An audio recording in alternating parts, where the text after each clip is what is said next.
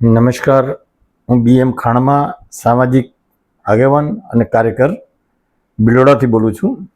આજે મારે ગુજરાત રાજ્યની અંદર આદિવાસી સમાજના પ્રશ્નો વિશે વાત કરવી છે. આદિવાસી સમાજની વાત કરીએ તો ગુજરાત રાજ્યની અંદર 15% આદિવાસી વસ્તી છે.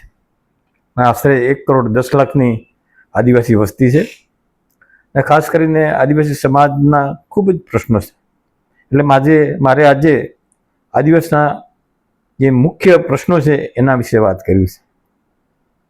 બાબા સાહેબ આંબેડકરે કહ્યું છે કે શિક્ષિત બનો, સંગઠિત થાઓ અને સંઘર્ષ કરો. એની અંદર જ એમને કહ્યું છે કે શિક્ષિત બનો. એટલે આજે મેઇન પ્રશ્ન જે છે એ શિક્ષણ એ પાયાની વસ્તુ છે. જો સારું અને સસ્તું શિક્ષણ મળશે તો આપણે ચોક્કસ પ્રગતિ કરી શકીશું. સારું અને શિક્ષણ મળે એ જરૂરી છે. આપણે ગુજરાત રાજ્યની અંદર શિક્ષણનું ખાનગીકરણ થઈ ગયું છે અને સરકારશ્રીએ ટ્રાઇબલ વિસ્તારની મોટાભાગની સ્કૂલો બંધ કરી દીધી છે અને ત્યાં આગળ ખાનગી સ્કૂલોને મંજૂરી આપી છે. એટલે આદિવાસી બાળકો ખાનગી સ્કૂલોમાં ભણી શકતા નથી. એટલે શિક્ષણ એ પાયાની વસ્તુ છે અને એ બાબતમાં મારે કહેવું છે કે શિક્ષણ ફ્રી હોવું જોઈએ. બિલકુલ, જો ખરેખર પ્રગતિ કરવી હોય, શિક્ષણ એ પાયાની વસ્તુ છે એટલે શિક્ષણ એકદમ ફ્રી હોવું જોઈએ. તાજેતરમાં જ આપણી બાજુમાં જ આવેલા નેપાળની અંદર હમણાં 2 દિવસ પહેલા જ ત્યાંના વડાપ્રધાને ખાનગી સ્કૂલોને બંધ કરી દીધી છે અને ફક્ત સરકારી સ્કૂલો. એ એમનો ઐતિહાસિક નિર્ણય છે. તો ગુજરાતની અંદર આવું કેમ ન થઈ શકે એ એક સવાલ છે. બીજો પ્રશ્ન એ છે કે નોકરીઓની અંદર સરકારી નોકરીઓમાં ખાનગીકરણ થઈ રહેલું છે. મોટાભાગની જે કંપનીઓ અને વિભાગો ખાનગીકરણ થયા છે. ખાનગીકરણને લીધે એની ભરતી ખાનગી એજન્સીઓ દ્વારા કોન્ટ્રાક્ટ પદ્ધતિથી કરવામાં આવતી હોય છે અને કોન્ટ્રાક્ટ પદ્ધતિની અંદર અનામતની જોગવાઈ નથી. એ ખરેખર હોવી જોઈએ. બંધારણનું ઉલ્લંઘન થઈ રહ્યું છે. છતાં સરકારશ્રીએ આ ખાનગી એજન્સીઓને આ કામગીરી આપી દીધી છે. ખાનગી એજન્સીઓ જ્યારે ભરતી કરતી હોય ત્યારે એમાં કોઈ રિઝર્વેશન કે એવી કોઈ હોતું નથી અને ખાનગી નોકરીઓને લીધે ખાસ કરીને જો નુકસાન થતું હોય તો આદિવાસી સમાજને, SC ST સમાજને નુકસાન થતું હોય છે. એટલે મારે એક વિનંતી છે કે આ ખાનગીકરણની પ્રથા બંધ કરવામાં આવે અને ચાલુ રહે તો તેની અંદર પણ રિઝર્વેશનની જોગવાઈ હોવી જોઈએ. બીજું, ઘણી વખત એવું પણ બને છે કે હમણાં જ અઠવાડિયા પહેલા ચુકાદો આવ્યો છે કે આ રીતે જે બેકડોરથી લીધેલી હોય કોન્ટ્રાક્ટ બેઝિસ ઉપર જે હોય એ કર્મચારીઓને કાયમી કરવા. તો એ કાયમી કરવાની અંદર પણ મોટી ગડબડ લાગે છે કે જ્યારે તમે ભરતી કરો છો ત્યારે રિઝર્વેશન હોતું નથી. એટલે SC ST તો ત્યાં હોતા નથી અને એ લોકો 5 કે 7 કે 8 10 વર્ષ જ્યારે નોકરી કરે અને એમને કાયમી કરવામાં આવે છે. એટલે એમાં પણ આદિવાસી વર્ગને ખૂબ મોટું નુકસાન થઈ રહ્યું છે. એટલે મારે તો એવું કહેવું છે કે આ શિક્ષણને બિલકુલ મુક્ત કરવામાં આવે આદિવાસી સમાજ માટે અને આદિવાસી સમાજનો પૂરેપૂરો બજેટનો ઉપયોગ કરી એકદમ ફ્રી એજ્યુકેશન કરવામાં આવે તો ચોક્કસ આદિવાસી સમાજને ફાયદો થશે. અને જે કરાર આધારિત નોકરીઓ છે એમાં આરક્ષણની જોગવાઈમાં સ્ટ્રિક્ટલી અમલ કરવામાં આવે.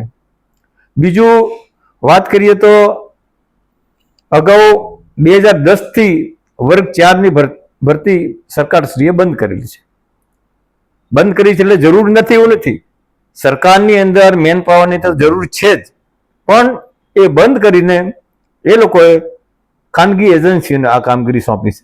પ્રાઇવેટીકરણ બીજી રીતે કહીએ તો જે ખાનગી એજન્સીઓમાં હોય, જે મેં અગાઉ વાત કરી તેમ, એમાં SC STની અનામતની કોઈ નીતિ નથી અને જે ક્લાસ 4ની જે જગ્યા હોય તે મોટા ભાગે 90% જગ્યાઓ SC STની થી ભરાતી હોય છે. એટલે એ મોટામાં મોટો ઘાટો છે. અમે વખતો વખત રજૂઆત કરી છે કે ભાઈ ખાનગી જે વર્ગ 4ની ભરતી છે તે ફરીથી શરૂ કરવામાં આવે અને જે આરક્ષણના નીતિ નિયમો મુજબ એનું અમલીકરણ કરવામાં આવે, પણ એમાં પણ સરકાર કશું જવાબ આપતી નથી અને એસસી એસટી સમાજને ખૂબ મોટું નુકસાન થઈ રહ્યું છે. બીજું, અગાઉ આ પીટીસી અને બીએડ કરીને જે લોકોને નોકરી મળતી હતી એમાં સરકારશ્રીએ બ્રેક મારવા માટે જુદી જુદી વચ્ચે પરીક્ષાઓ એડમિટ કરી છે. ટેટ અને ટાટ ને બીજી પરીક્ષાઓ અને બીજા માધ્યમોથી ભરતી કરવામાં આવે છે. એટલે એમાં પણ જે આદિવાસી એસસી એસટીને જે નોકરીઓ મળતી હતી એમાં બ્રેક વાગી ગઈ છે. આજે પીટીસી અને બીએડ થયેલા હજારો માણસો બેઠા છે અને એમને એક બીજું સ્ટેજ આવી ગયું, ટેટ અને ટાટ. અને ટેટ અને ટાટની પરીક્ષામાં એવું છે કે વર્ષે 2 વર્ષે 3 વર્ષે પરીક્ષા લેવામાં આવે છે. ત્યાં સુધી એ લોકોને રાહ જોવી પડે અને ઓવરેજ થઈ ગયા છે. એટલે આ પણ એક ખોટી પ્રથા કે જે સિસ્ટમ સરકારશ્રીએ દાખલ કરી છે. જો તમારે જરૂરિયાત પણ છે, જ્યારે ઇલેક્શન આવે છે ત્યારે સરકારશ્રી વાયદા કરે છે કે ભાઈ અમે નોકરીઓ આપીશું. અહીંયા મેન પાવર પણ છે, જગ્યાઓ પણ ખાલી છે, પણ સરકારની મનસા નથી એવું દેખાય છે. એટલે એ પણ એક ઓબ્સ્ટકલ છે, એવું કહીએ તો ખોટું નથી. બીજું, પોલીસના મહેકમની અંદર ખૂબ જગ્યાઓ છે અને છેલ્લા 4-5 વર્ષથી સરકાર વખત જાહેરાત કરે છે આટલી ભરતી કરવામાં આવશે, આટલી ભરતી કરવામાં, પણ એમાં પણ સરકારશ્રીએ ખેલ પાડી દીધો છે. એમાં અગાઉ ગ્રાઉન્ડ ટેસ્ટ અને રિટન ટેસ્ટ લેવામાં આવતા અને બંનેનું મેરિટ્સ બનાવીને જે ઓર્ડર કરવામાં આવતા હતા એમાં સારી એવી સંખ્યા એસસી એસટીની આવતી હતી. પરંતુ હમણાં છેલ્લા 1 વર્ષથી એ લોકોએ ગ્રાઉન્ડ ટેસ્ટ લેવાનો પણ એના માર્ક્સ ગણવાના નહીં. એટલે એ ફક્ત રિટર્નના આધારે જ મેરિટ્સ બને. એટલે રિટર્નમાં કદાચ એસસી એસટી વર્ગના તકલીફ પડતી હોય અને ઓછા માર્ક્સ આવે એટલે એ મેરિટ્સમાં આવી શકતા નથી. અને એની અંદર પણ સરકારશ્રીએ એનું કટ ઓફ નક્કી કરેલું છે. એનાથી નીચે જાય તો એમનું મેરિટ્સમાં આવતું નથી. ને એમાં પણ અન્ય પરીક્ષાઓમાં પણ સરકારશ્રીએ આ રીતનું 40% એ કટ ઓફ નક્કી કરેલું છે, જે બંધારણની જોગવાઈ વિરુદ્ધ છે. એના માટે છેલ્લા 2 વર્ષથી જુદા જુદા સંગઠનો સરકારશ્રીને રજૂઆત કરી રહ્યા છે, પરંતુ સરકારશ્રી એમાં કોઈ જવાબ આપતી નથી. 2 વખત મિનિસ્ટ્રી બદલાઈ ગઈ પણ આદિજાતિના મંત્રીઓ પણ એમાં સાંભળતા નથી. એટલે એ પણ એક મોટું નુકસાની છે. બીજું, આરક્ષણની જગ્યાઓની જે આવે છે, ભરતી થાય છે ત્યારે આરક્ષણની જે જગ્યાઓ થવી જોઈએ ટકાવારી મુજબ એ હોતી નથી. દરેક વખતે ગણતરીમાં કંઈ ને કંઈ લોચા કરીને એની ગણતરીમાં એ જગ્યા હોય એના કરતાં ઓછી બતાવે છે. એ પણ ઇનડાયરેક્ટલી આદિવાસીને લોસ છે. એટલે જેટલી જગ્યાઓ તમારી જાહેરાતમાં આપી હોય એના 15% કે 7% જે થતી હોય એ હોય પણ એ નથી હોતી. એ પણ એક મોટો પ્રશ્ન છે. બીજું, ગુજરાત રાજ્યની અંદર છેલ્લા 8-10 વર્ષથી ખોટા આદિવાસીઓ, જેને ચારણ ભરવાડ રબારીઓ ખાસ કરીને સૌરાષ્ટ્ર કચ્છની અંદર હજારો અને લાખો માણસોને સરકારશ્રીએ કેમ્પ કરીને ખોટા આદિવાસીના દાખલા આપ્યા છે, જે સરકાર આપી શકે નહીં, સરકારના પરિવ્યુહમાં પણ નથી આવતું. તેમ છતાં સરકારે કેમ્પ કરીને ખોટા દાખલા આપ્યા છે. અને પછી સરકારને અને આદિવાસી સમાજને જ્યારે આની ખબર પડી અને આંદોલન શરૂ કર્યા ત્યારે ભાઈ સરકારશ્રીએ એના માટે સંશોધન કરવા માટે એક સમિતિ બનાવી અને સમિતિને 6 મહિનાની અંદર રિપોર્ટ આપવાનો હતો. એની જગ્યાએ સમિતિએ 5-6 વર્ષ સુધી રિપોર્ટ આપ્યો નથી. આપ્યો છે અત્યારે તો એ પબ્લિશ નથી કર્યો. એની અંદર 1956 ની અંદર કેટલાક માણસોને 480 પરિવારોને ખાસ કિસ્સાની અંદર આદિવાસીઓ જેવું જીવન જીવે છે એટલે તેઓને આદિવાસી તરીકે ગણેલા. એટલે એ 480 સિવાય બીજા કોઈ દાખલ થઈ શકે નહીં.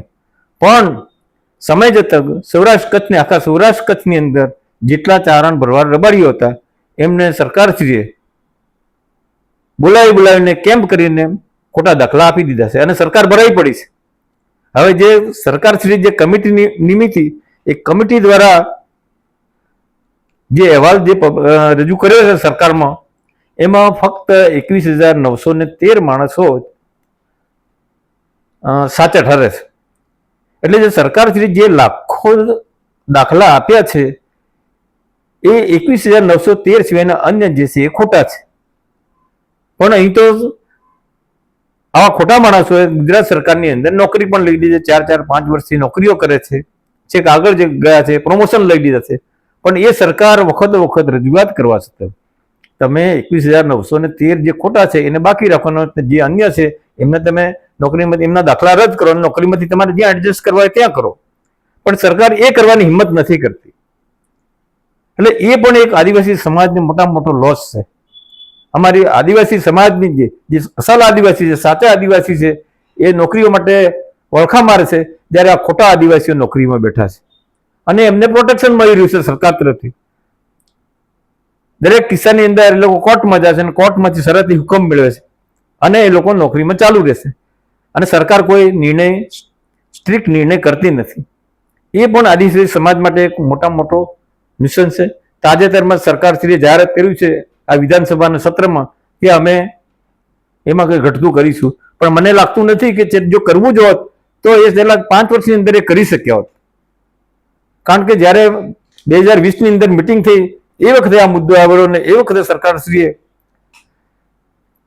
આ જે ચારણ ભરવાડ રબારીઓ છે 78ની અંદર ઓબીસીમાં સમાવેશ થયો છે, ઓબીસી કેટેગરીમાં લીધા છે. તો અમારી માગણી એ પણ હતી કે જે 1956ની અંદર જે એસટીમાં જે ગણેલા હતા એ લોકોને પણ તમે ઓબીસી કેટેગરીમાં લઈ જાઓ. એક જ વર્ગના માણસો 2 કેટેગરીમાં ન હોઈ શકે. ઓબીસીમાં પણ લાભ લે અને એસટીમાં પણ લાભ લે. એટલે સરળતા ખાતર એમને આ જે 21,913 જે છે એમને પણ એમને ઓબીસીમાં લઈ જવા જોઈએ. એના માટે છેલ્લા 4 વર્ષથી સરકાર ફેરવી રહી છે. દરખાસ્ત દિલ્હી ગઈ છે અને દિલ્હીથી પરત આવી છે અને પરતમાંથી અહીંયા કંઈક પૂર્તતા કરવાની બાકી છે. એવું કરી હજુ એનો કંઈ નિકાલ થયો નથી. ખરેખર એ થવું જોઈએ તો આદિવાસી સમાજને સારો એવો ફાયદો થઈ શકે. એટલે આ બધા પ્રશ્નો આદિવાસી સમાજ માટે એ નડતરરૂપ છે અને એને લીધે આદિવાસી સમાજને ખૂબ મોટું નુકસાન થઈ રહ્યું છે. એનાથી આગળ જઈએ તો આદિવાસી વિસ્તારની અંદર ખાસ કરીને કોલેજો બહુ ઓછી છે અને છોકરાઓને દૂર દૂર ભણવા જવું પડે છે કે અથવા તો કોઈ બ્રાન્ચ નથી હોતી. એટલે સરકારશ્રીએ આદિવાસી વિસ્તારની અંદર મેક્સિમમ કોલેજો બને. અને બીજું આરોગ્યની વાત કરીએ તો આરોગ્યની અંદર પણ આદિવાસી વિસ્તારની અંદર લોકોને ક્રોનિક ડિસીઝ માટે દૂર દૂર અમદાવાદ, વડોદરા કે સુરત સુધી દોડવું પડે છે. જો દરેક ડિસ્ટ્રિક્ટની અંદર એક સારી સુવિધાવાળી, તમામ સગવડતાવાળી હોસ્પિટલ હોય તો તે ત્યાંથી ટ્રીટમેન્ટ મેળવી શકે. એટલે એ પણ એક પ્રશ્ન છે. બીજું, આદિવાસી સમાજની આમદની માટે આજે ગુજરાત રાજ્યની અંદર મોટાભાગના ડેમો આદિવાસી વિસ્તારની અંદર બંધાયા છે, પણ પાણી આદિવાસી વિસ્તારને મળતું નથી. મોટાભાગનું પાણી જે નોન ટ્રાઇબલ એરિયા છે, સારો ફળદ્રુપ છે, ત્યાં જતું છે. જ્યારે આદિવાસીઓ આ ડુંગરોમાં રહીને મજૂરી કરે છે પણ એમને પાણીની સગવડતા નથી મળતી. જો આ નર્મદા ડેમનું પાણી 500 કિલોમીટર દૂર પાકિસ્તાન સુધી આપી શકતા હોય તો શું આ ગુજરાત રાજ્યની અંદર ડેમની પાછળના ભાગમાં આવેલા વિસ્તારને પાણી ન આપી શકાય? આ એક સવાલ છે. વખત રજૂઆત કરવામાં આવે છે, છતાં સરકાર આ બાબતમાં ગંભીર નથી. પછી ભાજપ હોય કે કોંગ્રેસ હોય કે કોઈ પણ સરકાર હોય, આજે ડેમો બંધાય 40-50 વર્ષ થઈ ગયા, છતાં જો પાણી માટેની સુવિધા આપી ન શકતા હોય તો કોણ જવાબદાર? એટલે આદિવાસી સમાજને ઇગ્નોર કરવામાં આવે છે એમ કહે તો ખોટું નથી. અને ફક્ત વોટ માટે આદિવાસીઓને ખાલી લોલીપોપ આપવામાં આવે છે, ખાતરી આપવામાં આવે છે, પરંતુ ખરેખર જે થવું જોઈએ એ થતું નથી. આમ આદિવાસી સમાજ માટે ખાસ કરીને બેઝિકલી શિક્ષણ, આરોગ્ય, ઉદ્યોગો અને નોકરી અને આરક્ષણની નીતિનું અમલીકરણ થાય એ મહત્વનું છે. જો આ આરક્ષણની નીતિનું અમલીકરણ થશે, ખાનગીકરણ બંધ થશે અને ખાનગીકરણની અંદર અગાઉ કેન્દ્ર લેવલે પણ માગણી થઈ કે ખાનગીકરણની અંદર થાય તેમાં પણ આરક્ષણની નીતિનું અમલ થવું જોઈએ. જો એની જોગવાઈ થશે તો જે અત્યારે જે બેરોજગારીનો આંકડો વધી રહ્યો છે ડે બાય ડે, એમનો એ સમાવેશ થઈ શકશે અને થોડી રાહત થશે. એટલે આ આદિવાસી સમાજના મેઇન પ્રશ્નો છે, એમાં સરકારશ્રી ગંભીરતા લે અને આદિવાસી સમાજના જે નેતાઓ કોઈ પણ પાર્ટી હોય એ આ બાબતમાં વિચારે, એવી મારી સરકારશ્રીને આ માધ્યમથી વિનંતી છે. જય આદિવાસી, જય જોહાર.